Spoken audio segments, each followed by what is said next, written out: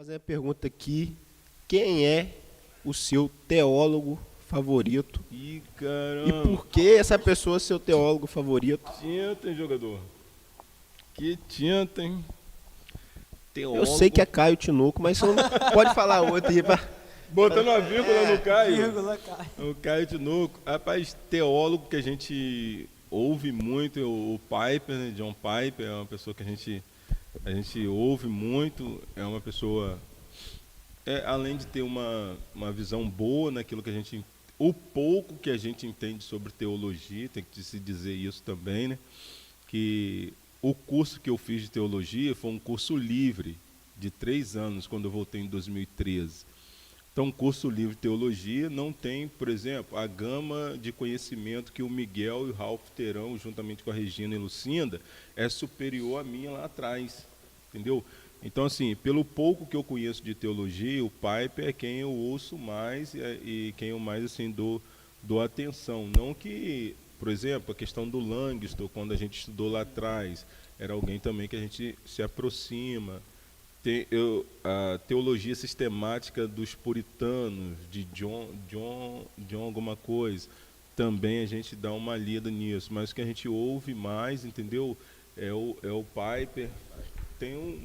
É o Piper que a gente ouve mais. É o Piper.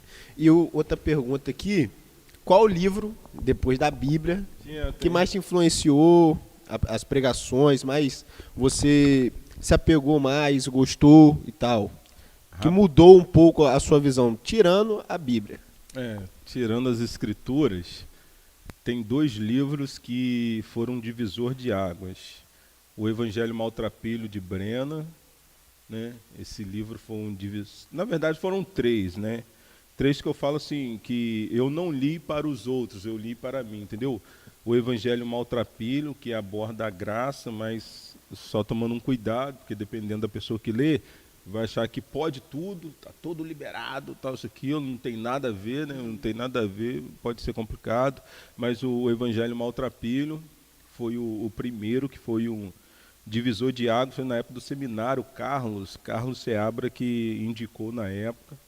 Depois do Evangelho Maltrapilho foi Removendo as Máscaras, do Hernandes Dias Lopes. Esse livro mexeu muito comigo de uma forma pessoal, porque foi uma época antes do carnaval. Então tinha ali, se eu não me engano, 8 máscaras ou mais, que o Hernandes Dias estava falando sobre removê-las.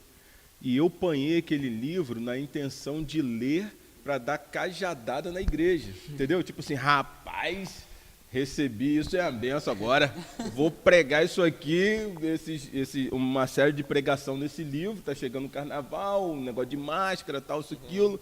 E aí eu vou meter o cajado agora no povo. Cada vez que eu lia, era uma máscara que eu precisava remover, que tinha. Eu deveria desafivelar aquela máscara, cair. Eu falei, Jesus, eu estou lendo para o outro e o Senhor está me pá. Eu achando que ia dar cajadada do outro, recebi as cajadadas. Então, foi um livro que divisou o Evangelho Maltrapilho pelo olhar da graça, onde Breno fala, porque essa pergunta do Breno, ela é muito interessante. Por que a igreja rejeita as pessoas que Jesus aceita, né? É uma linguagem ali do Evangelho Maltrapilho. O Removendo as Máscaras, do Hernandes Dias Lopes, muitas máscaras, tem aquela do Davi.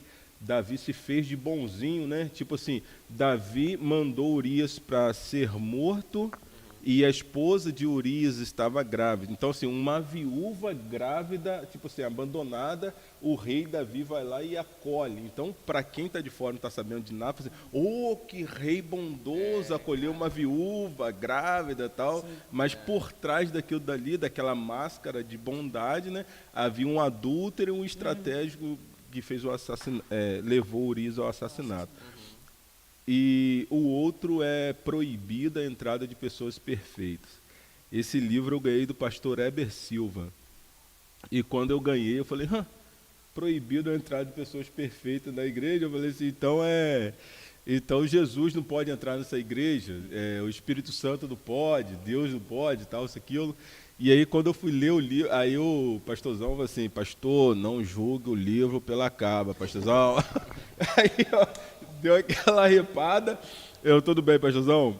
Aí eu apanhei o livro e li, e foi um divisor de águas para o meu ministério e também para a minha vida.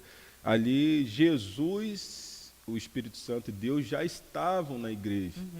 Então, as pessoas perfeitas já estavam ali, as demais não eram perfeitas e precisavam ser tratadas como tais. Em construção, não sei se vocês já ouviram falar que essa expressão que eu uso, estão em construção, tal. Então, foi trazida daquele livro ali, que pessoas estão em construção, elas não são perfeitas. Então, Show foi de esses bola. livros aí. Tinta.